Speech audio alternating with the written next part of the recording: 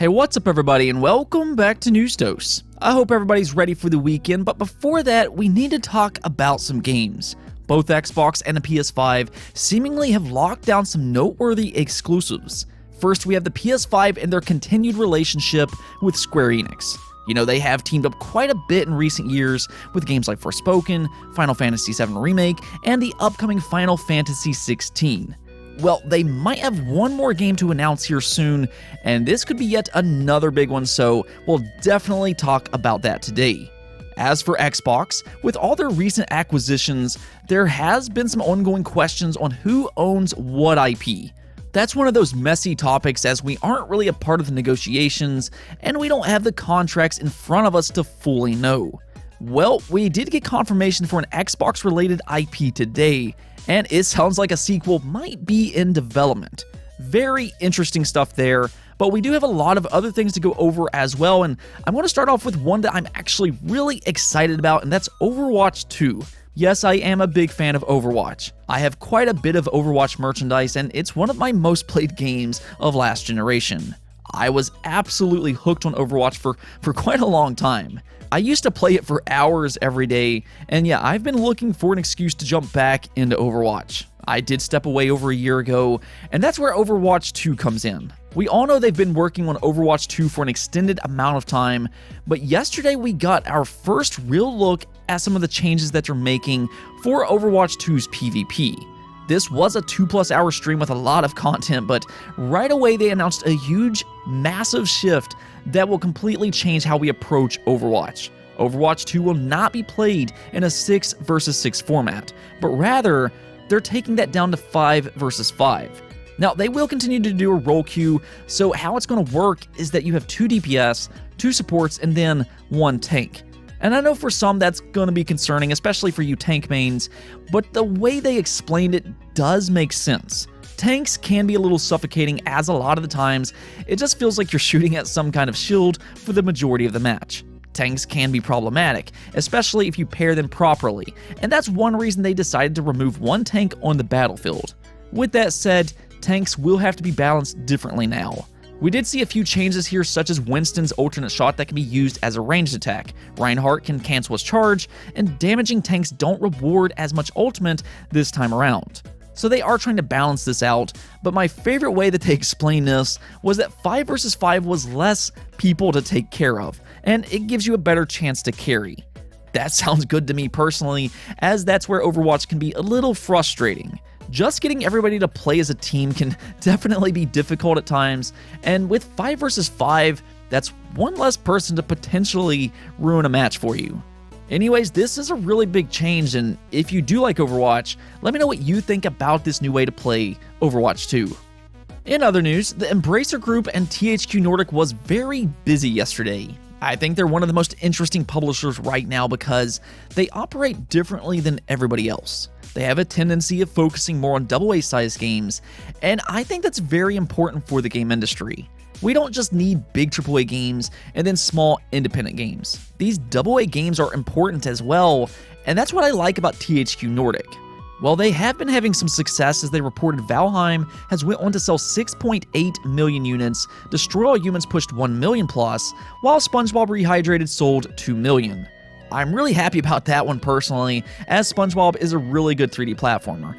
Definitely check that game out if you haven't already, but interestingly enough, they have been very active when it comes to acquisitions. Xbox kind of dominates the acquisition headlines, but THQ Nordic has a ton of game studios, and it sounds like they're looking to add a lot more.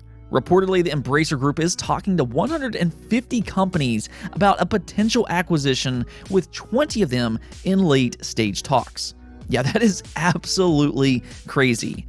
Now, I've seen them acquire very small studios in the past that maybe not everybody has heard about, but yeah, they are quickly growing at a rapid pace, and I wonder if they have any other plans with these acquisitions going forward. Is there some kind of end goal with all this? I mean, they apparently have like 150 plus games in development, so it is shocking what they're doing right now. Either way, we should definitely expect a lot more games from THQ Nordic this generation. Next up though, if you're looking for something to play this weekend, and if you have an Xbox, then it might be a good time to check out Scarlet Nexus. This is a Bandai Namco game coming from the same producer that worked on Code Vein and directed by Kenji Anabuki, which is known for his work on the Tales of series. This is one of the better looking JRPG type of games that's coming out this year, and it releases on June 25th for the Xbox, PlayStation, and Steam. However, Xbox is linked to this game, and for a week it will have exclusive rights to the Scarlet Nexus demo. So if you do have an Xbox One or Xbox Series, you might want to try the demo out and see if you like it before it releases next month. I also believe you can unlock a few rewards for the full version by playing the demo. I actually pre-ordered this game quite a while ago, so I might just skip out on the demo myself, but for those who are interested, make sure to check this out. Now, for PlayStation fans eager to try out Scarlet Nexus, you all will have access to the demo next week on May 28th. Yeah, so it's not going to be some kind of super long wait. I mean, honestly, I'm not really a fan of doing these timed exclusive demos. We saw that earlier this year with Resident Evil Village as well, but at least the wait isn't too long this time. Just an extra week is all, and then PlayStation fans can try it out for themselves. For those who have played the demo already though, let me know what you think about it. I am actually curious about this game. I think it looks good, but I want to hear some impressions, so make sure to let me know what you think about this game in the comments below.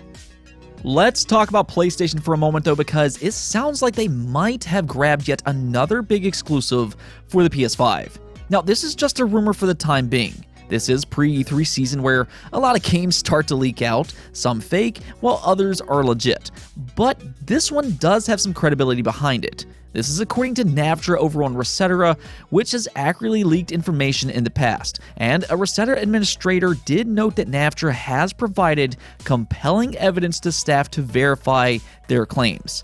So this leak does seem to have some weight to it, so yeah. Let's just go ahead and take a look at what's happening. According to Navtra, Square Enix has two games that they may reveal this June. The first is a cross-generation Eidos title, which is interesting on its own, but the one that's garnering the most attention is yet another Final Fantasy PS5 exclusive. Now, Navtra did say that this is not a currently announced Final Fantasy game, but something different. It's apparently not as high-end as something like 16 either, but still bigger than things like World of Final Fantasy, and it is an RPG. So it's kind of hard to gauge exactly what this game is, but Square Enix has been known to produce high-quality or higher-end releases to the Final Fantasy franchise that aren't necessarily mainline titles. You have Final Fantasy Tactics, Crisis Core, and Type 0, so maybe we could get something like that. As a fan of Final Fantasy myself, I'm really intrigued as to what this could possibly be. A new Tactics game would be really cool, or even a Final Fantasy game in a similar vein as Final Fantasy VI, but with visuals like you would see in something like Octopath Traveler. Both of those would definitely be interesting in my opinion, or hey, something Crisis Core related would be cool. With the Final Fantasy VII Remake, doing something with Crisis Core would make sense, but I'm just spitballing right now. There's even speculation that it could be a Persona-esque type of game. I really have no idea what this game could be, but I am excited.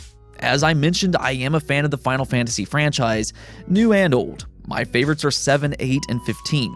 But yeah, I'm ready to see what they have prepared next. I'm always looking forward to more Final Fantasy games. Now, this is apparently a PS5 exclusive though, and it's becoming rather clear that PlayStation wants to be the home of Final Fantasy games. When you think Final Fantasy, you think PlayStation, and that's their main goal here. They want Final Fantasy fans, which there's a lot of them, to buy a PS5 thanks to these type of deals. They have managed to make Final Fantasy VII a lengthy timed exclusive. They also got 16 as a timed exclusive, and I would imagine whatever this game is will also be a timed exclusive, even though it's not yet confirmed. That's just my immediate assumption on things based off these past contracts. I know not everybody likes timed exclusives per se, and I understand that. I'm not a big fan of them myself, especially with big name franchises like this, but I understand them from a business perspective at the same time. Sony wouldn't be doing this if it doesn't work, and if you are a Final Fantasy fan, I mean, it does look like PlayStation will be the place to play those games without having to wait an extra year or two. As a multi-platform owner myself, yeah, I'm going to buy these games on the platform they release on first, and that's the PS5. I know this is unfortunate though for PC and Xbox fans, and I understand the frustration with Square Enix. They just kind of go wherever the money is. They've done several Nintendo exclusives, they're doing massive PlayStation exclusives as we're seeing, and they've also been working with Xbox Game Pass and day one releases there. I have to say, they must be making a lot of money on all of their different contracts, but let me know what you think about all this. Are you excited for another Final Fantasy to be announced, and does these timed exclusives upset you? Now, we do have some Xbox news to go over as well, and this is with a pair of Xbox exclusives actually. I'm going to talk about Bethesda first real quick. I'm going to kind of keep this one brief because I feel like I'm basically repeating myself by this point, but Jason Schreier yesterday was asked if he knew anything about if Starfield is exclusive to Xbox or not, and his response was, let's be real, Microsoft didn't buy ZeniMax to release games on PlayStation. So here it is once again. This is just more evidence that yes, Bethesda games and Starfield will indeed be exclusive to Xbox. Yes, there might be a few games that won't be. Elder Scrolls Online will continue to be on PlayStation, and maybe something like Indiana Jones, depending on what type of contract that game is under. That still remains to be seen, but Jason Schreier is a legit journalist and insider, and he's flat out saying that ZeniMax games will not be on PlayStation. He's not confirming it or anything like that, but we've really heard this from multiple insiders by this point. But most importantly, Phil Spencer himself said that ZeniMax was purchased for exclusive games. I really don't know why this still remains to be a topic, but I think for the most part, you might as well expect Bethesda games to be exclusive to Xbox with a few occasional games that comes to PlayStation. Now, as for this other Xbox exclusive, it's actually The Outer Worlds developed by Obsidian Entertainment. So this game has had an interesting development cycle. First off, it is a good RPG similar to something like, let's say, Fallout New Vegas. It is coming from the same studio after all, and they really are one of the best RPG studios in the game industry right now. The first game, though, was published by Private Divisions, as this game was in development prior to Xbox acquiring Obsidian. Now, being a Private Division published game, Obsidian does keep control of the IP, but there was some speculation that Private Division has the first right to publish any sequel, which would put some doubt on the future of The Outer Worlds. This is a very unique situation after all, because Xbox, being a platform holder, is not going to want Private Divisions to publish future games. They're going to want to keep future installments as an Xbox exclusive. The Outer Worlds was very successful, selling 3 million units worldwide, and it being a AA game, there's a lot of potential to grow this franchise going forward. Well, it looks like Xbox is clear to go because we got confirmation about The Outer Worlds' future today. Private Division confirmed that they will not be involved with the future of The Outer Worlds. They went on to say, moving forward, Obsidian and Microsoft will be publishing future iterations in the franchise, and we're absolutely thrilled to see where they take it. So there it is. The Outer Worlds 2, which I assume is in development, as that's kind of been hinted at in the past, will be exclusive to the Xbox and PC moving forward. This is a big get for Xbox, and we were talking about how PlayStation is looking to become the home for Final Fantasy games. Well, it really looks like Xbox is looking to be the home for Western RPGs. They have a lot of these Western RPGs in development. You have games like The Elder Scrolls 6, Starfield, Fable, whatever NXL was working on, Avowed from Obsidian, and more than likely, The Outer Worlds 2. That's a lot of big RPGs in development, and if I'm going to take anything from the news today, it's that this particular generation will be extremely competitive between the Xbox Series and the PS5. I think as gamers, that's a good thing. Competition breeds excellence, and I truly do believe that. We're going to get a lot of good games this generation, and that's good for everybody, regardless of what platform you have. Before I go, though, let's take a look at the poll of the day. Yesterday, we learned that Time Splitters is making a comeback, and better yet, it's being developed by the original creators. Now, these games are a little older now, with the last releasing, I believe, in 2005. I imagine a lot of modern gamers probably don't even know what these games are, but they are held in very high regards, being some of the best first-person shooters ever made. So I wanted to know if you all are excited about this game or not, and it sounds like most of you are at least intrigued. 44% of you said that yes, you are excited, while only 16% said no. However, a large portion of you are waiting to see more, and that's always a safe bet to make. I mean, we don't really know what this game will be like in modern day times, but there are certain IP that just brings a lot of excitement from the name alone. I can't say that I'm particularly attached to Time Splitters myself, but when I saw a simple logo of Perfect Dark and even Battletoads, I was all in right away. You all probably know I am a big fan of Rare, so yeah, I'm really happy to see Time Splitters fans finally get what they want as well.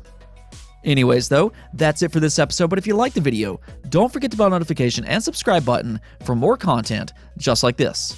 Also, if you'd like to support the channel through Patreon, thank you for making this content possible. Peace out.